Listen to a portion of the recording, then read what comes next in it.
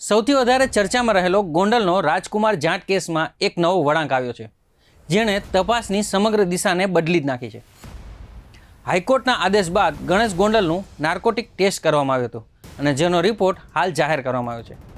તો શું ગણેશ ગોંડલે ગુનો કબૂલ કરી લીધો કે પછી આ તપાસ હવે અકસ્માત તરફ આગળ વધી રહી છે? શું છે આ તપાસમાં હાલ મુખ્ય મુદ્દા અને કેમ હાલ આ જ મુદ્દો ચર્ચામાં આવ્યો છે?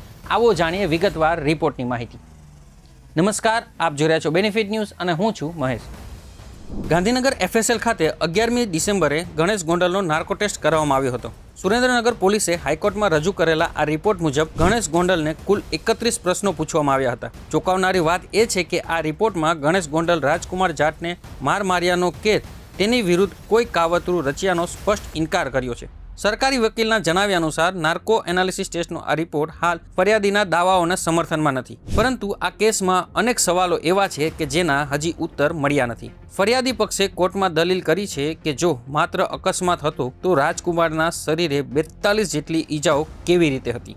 તેના શરીરના પ્રાઇવેટ ભાગમાં ગંભીર ઈજાઓના નિશાન શા માટે હતા? વધુમાં રાજકુમાર 22 જેટલા CCTV ફૂટેજમાં દેખાય છે, જેમાં અમુકમાં તો તે કપડાં સાથે તો અમુકમાં નગ્ન હાલતમાં જોવા મળ્યો છે. 9 માર્ચના રોજ રજૂ કરેલા આક્ષેપો મુજબ પૂર્વ ધારાસભ્ય જયરાજસિંહ અને ગણેશ ગોંડલે તેને માર્યો હતો અને ત્યારબાદ તેનો મૃતદેહ તરઘડિયા ઓવરબ્રિજ પાસે મળ્યો હતો. હવે સવાલ એ છે કે આગળ શું થશે? સુરેન્દ્રનગર પોલીસે તેમની તપાસ પૂર્ણ કરી દીધી છે અને હવે આ રિપોર્ટ ટ્રાયલ કોર્ટમાં રજૂ કરવામાં આવશે. ફરિયાદીના વકીલે નાર્કો ટેસ્ટના પ્રશ્નો અને પદ્ધતિ પર સવાલો ઉઠાવ્યા છે અને તેઓ આ રિપોર્ટનો ઊંડો અભ્યાસ કરશે તેવું કહ્યું છે. જો અકસ્માતની થિયરી સાબિત થશે તો ચાર્જશીટ તે મુજબ ફાઇલ થશે, પણ જો ફરિયાદી પક્ષ હત્યાના પુરાવા રજૂ કરવામાં સફળ રહેશે તો ગણેશ ગોંડલની મુશ્કેલીઓ વધી શકે છે. હાઈકોર્ટમાં આ કેસની આગામી સુનાવણી 15મી જાન્યુઆરીએ યોજાશે. ત્યારે સવાલ એ છે કે શું રાજકુમારના પરિવારને ન્યાય મળશે? શું પોલીસની અકસ્માતની વાત સાચી છે કે પછી આ એક સુનિયોજિત હત્યા હતી?